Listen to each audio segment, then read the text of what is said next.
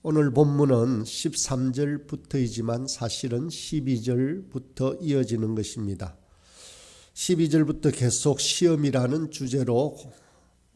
주제를 공통으로 다루고 있습니다. 그러나 자세히 살펴보면 차이가 있습니다. 12절에서는 외적인 시련을 다루고 있고 13절 이하는 내적인 유혹의 문제를 다루고 있습니다. 복음 때문에 당하는 핍박이나 시련이 12절에 다루는 문제라고 한다면 13절에는 우리 마음속에 일어나는 일반적인 유혹의 문제에 관해서 다루고 있습니다. 또 다른 측면에서 보자면 12절은 성도들이 시험에서 승리하도록, 시련에서 승리하도록 쓴 글이라고 한다면 시험을 잘 통과해서 하나님께 인정을 받는 사람들에게 주어질 상급을 약속하는 것이라면 13절 이하에는 시험에 유혹에 패배할 가능성이 있는 사람을 염두에 두고 한 말입니다. 다양한 시험으로부터 승리한 사람들을 위해서는 생명의 면류관이 기다리고 있습니다. 그러나 어떤 유혹에서든지 넘어지는 자들은 그 책임을 누군가에게 전가하기를 좋아합니다. 무엇인가 잘못되면 그 책임을 다른 사람에게, 심지어는 하나님에게 돌리려고 하는 것이 죄인들의 특성입니다. 이러한 책임 전가는 타락 이후 모든 인생에게 익숙해진 습성입니다. 타락하자마자 책임을 전가하는 하와와 아담을 볼 수가 있습니다. 하나님이 아담의 죄를 문책하기 위해서 오셨을 때 아담이 뭐라고 대답하는지요? 창세기 3장 12절입니다.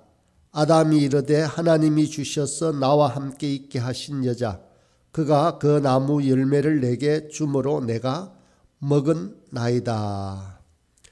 처음에 하나님의 손을 붙잡고 등장하는 순간 하와를 바라보면서 내 뼈 중에 뼈요 살 중에 살이라고 했을 때는 언제입니까? 그런데 문제가 터지자 그렇게 변명합니다. 그가 그 나무 열매를 내게 주므로 내가 먹었나이다 라고 말합니다. 먼저 남자가 배신합니다. 아담은 그렇게 핑계를 대었습니다. 그래서 그 여자를 불러다 놓고 하와를 불러다 놓고 하나님이 심문하셨습니다. 그때 하와는 뭐라고 대답합니까? 여자가 이르되 뱀이 나를 깨물어 내가 먹었나이다 라고 말합니다. 날 비난하지 마십시오. 뱀 때문입니다. 하와는 그렇게 책임을 떠넘겼습니다.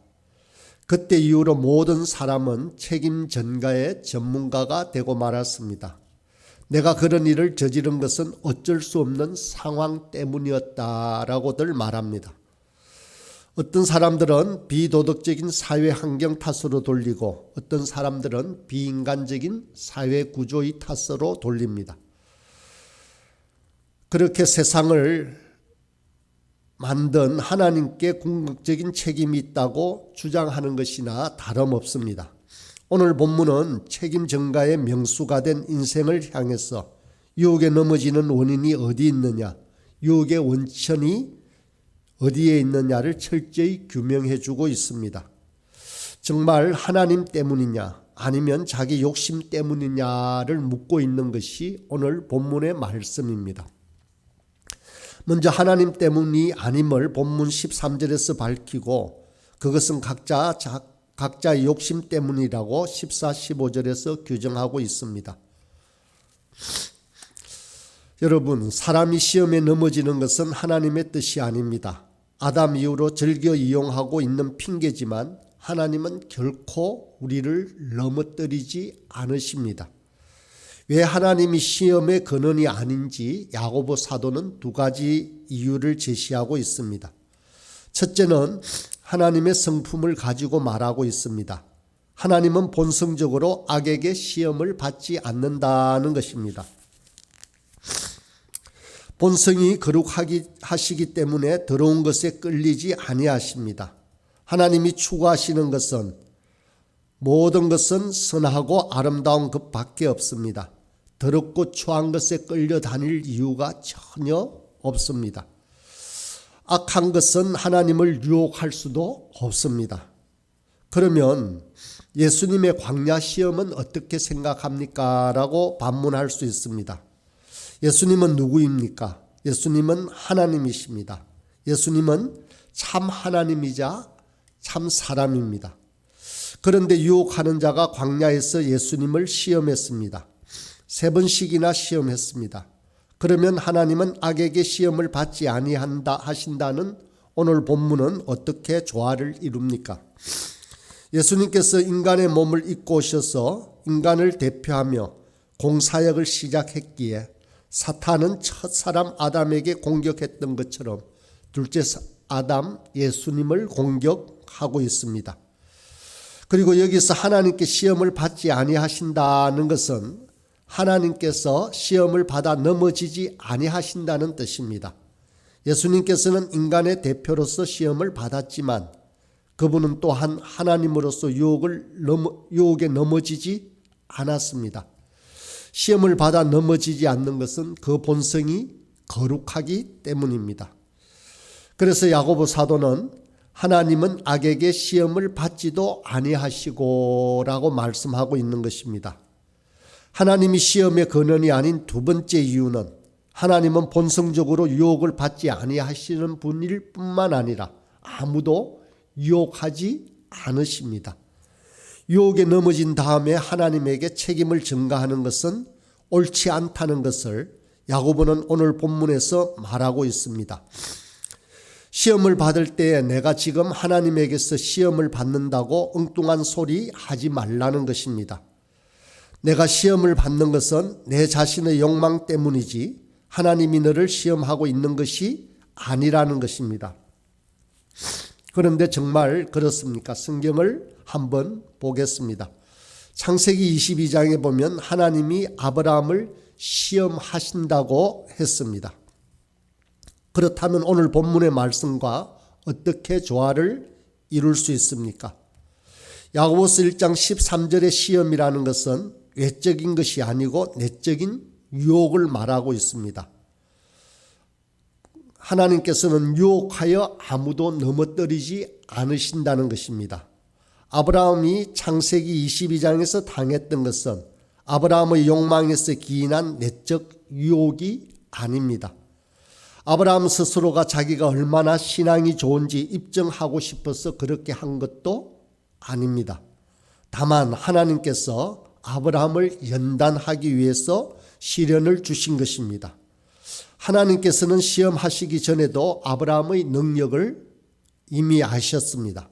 하나님은 우리를 시험하시기 전에 우리에 대한 모든 것을 다 아시는 분이십니다. 정말로 좋은 선생은 학생들이 시험을 치기 전에 실력을 알고 있습니다. 학생을 가르치다 보면 실력이 이미 평가되어 있는 것입니다. 그렇습니다. 하나님은 아브라함을 시험대에 올려놓기 전에 이미 다 아셨습니다. 그러나 하나님은 아브라함을 단련시키기 위해서, 더 훈련시키기 위해서, 만방에 자기의 공의를 드러내기 위해서 시험하신 것입니다. 그것은 유혹이 아니라 시련이었습니다. 본문에서 하나님은 친히 아무도 시험하지 아니한다는 것은 아무도 유혹하지 않는다라는 것입니다. 하나님은 사람을 유혹해서 넘어뜨리지 않습니다. 사람이 걸려 넘어지게 하는 내적인 유혹은 하나님께서 주신 것이 결코 아닙니다. 달리 말해서 하나님은 넘어뜨리기 위해서 그렇게 유혹하지 않으십니다. 하나님은 격려하기 위해서, 북돋아 주기 위해서, 자기의 선한 뜻을 두고 우리를 단련시키기 위해서 시련을 주실 뿐입니다. 우리를 땅에 처박기 위해서, 넘어뜨리기 위해서 유혹하지는 결코 않으십니다. 이것이 바로 하나님의 시험과 사탄의 시험의 차이입니다. 하나님이 시험의 원천이 아닌 것을 13절에서 밝힌 다음에 14절에서 시험의 유일한 원천이 무엇인지를 말해주고 있습니다. 신앙생활을 할 때 여러 가지 면에서 시험에 들 때가 있습니다. 그러나 성경은 그 시험의 근원이 어떤 제도나 다른 사람 때문이 아니라 바로 자기 자신에게 있다라고 말합니다. 자기 욕심 때문에 시험에 든다라고 분명하게 규명하고 있습니다. 예를 들면 교회에 시험 드는 일이 나타나는 대표적인 것으로서 중직자 투표가 있습니다. 장로, 권사 투표 후에 꼭 시험에 드는 사람이 있습니다. 본인이 당선되지 않으면 시험에 들어 교회에 출석하지 않는 사람이 있습니다. 그 사람에게는 그 자리가 그 자신의 욕망의 대상이었던 것입니다. 신앙과 인격이 모두가 인정하는 분은 설사 당선이 되지 않더라도 조금도 요동치 않습니다. 왜냐하면 그것이 자신의 욕망이 아니었기 때문에 그렇습니다. 그저 묵묵히 그 자리를 지켜갑니다. 자기 욕심이라는 것은 금지된 것을 향한 욕망을 말합니다. 자기 욕심에 끌려 미혹된다라고 했는데 이 바로 미혹된다는 말은 낚시꾼이 물고기를 유혹한다는 말하고 같은 단어입니다. 미끼에 끌리는 물고기를 잘 생각해 보십시오. 물고기가 배가 부르면 낚시 끝에 달려있는 미끼를 보고도 물지 않습니다. 사람도 마찬가지입니다. 왜 걸려들겠습니까? 욕심 때문입니다. 모락모락 김이 나는 떡이 있다라고 하더라도 자신의 배가 부르면 유혹되지 않습니다. 그저 지나갈 뿐입니다. 그것이 유혹이 되지 못합니다. 그러나 배가 고플 때는 유혹이 커집니다. 눈이 희둥그레지는 보화가 있다 해도 돈에 대한 욕망이 없는 사람에게는 그것이 유혹이 되지 않습니다. 유혹에 걸려드는 이유는 그것이 본인이 원하는 욕망의 대상이기 때문입니다. 자신의 욕심 때문입니다. 어떤 욕망은 그 자체가 악하지는 않지만 때로는 우리에게 죄를 짓게 하는 미끼가 될 수가 있습니다. 시험에 빠지는 유일한 원천은 자기 마음의 욕심 때문에 그렇습니다. 그런데 욕망에 빠져서 사망으로 달려가는 데는 몇 가지 단계가 있습니다. 우선 욕심이 잉태하면 죄를 낳는다라고 말합니다. 죄는 금지된 것을 향한 욕망입니다. 죄는 욕망으로부터 솟아납니다. 그 욕망은 자기 자신에게 깊은 뿌리를 받고 있습니다. 그래서 욕심을 내게 되면 죄에 빠집니다. 꽃을 보고 아름답구나 하고 한번 보고 지나가면 그냥 되는데 다시 돌아오면 반드시 꺾게 되어 있습니다. 그것이 바로 욕심이 잉태한다는 것입니다.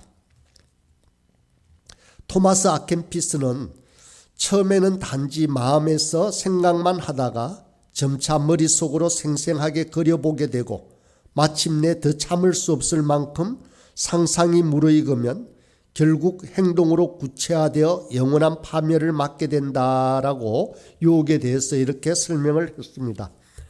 결국 이 죄가 장성하면 사망을 초래합니다. 각자가 자기 손으로 뿌린 씨앗을 씨로 말미암아서 영원한 파멸을 수확하게 되는 것입니다. 자기 욕망이 잉태해서 죄가 되고 그 죄가 점점 장성해서 사망에 이르게 된다는 것입니다. 자기 손으로 뿌린 것을 자기가 거두게 되는 것입니다. 그래서 영원한 죽음은 죄의 최극단이라고 말할 수 있습니다. 유혹의 마지막 종착역은 사망입니다. 아무리 사소한 죄라도 우리는 그것을 방치해서는 안 됩니다. 죄를 방치하면 그 죄는 자라나게 되어 있습니다. 애초에 죄의 삭부터 잘라내는 것이 필요합니다. 그렇습니다. 욕심 곧 우리 마음에 일어나는 악하고 부정한 욕구를 방치하는 것은 결코 안 됩니다. 그래서 에베소서 5장 3절에는 이렇게 말합니다. 엄행과 온갖 더러운 것과 탐욕은 너희 중에 그 이름이라도 부르지 말라. 우리는 이 교훈을 결코 잊어서는 안 됩니다.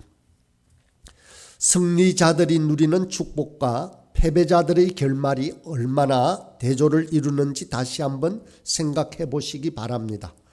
12절의 시련에서 끝까지 승리한 자들이 누리는 축복은 무엇이었습니까?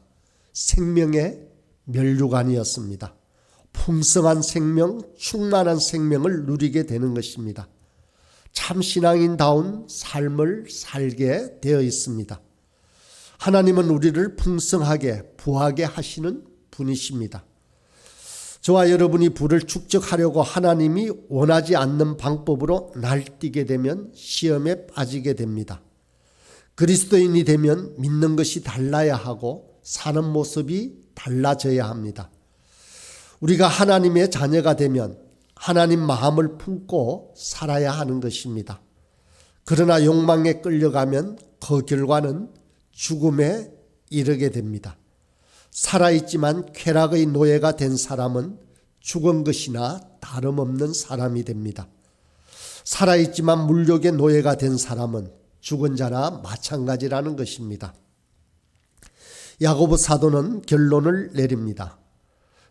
16절에 내 사랑하는 형제들아 속지 말라라고 말합니다. 자기 욕망 때문에 유혹에 빠져서 허덕이면서도 하나님께서 나를 훈련시키고 있어라고 말하지 말라는 것입니다. 자기를 속이지 말라는 것입니다. 자기 욕심 때문에 미혹된 것입니다. 사랑하는 여러분, 욕심이 잉태한 적 죄를 낳고 죄가 장성하면 사망을 낳습니다. 제약된 욕망을 추구하지 않길 바랍니다. 욕망을 따라가면 실패하게 되어 있습니다. 패배해서 영원한 파멸을 맞이하지 않도록 시험을 물리치도록 합시다. 그래서 시험에서 승리해서 생명의 면류관을 쓰시는 저와 여러분이 되길 간절히 소원합니다.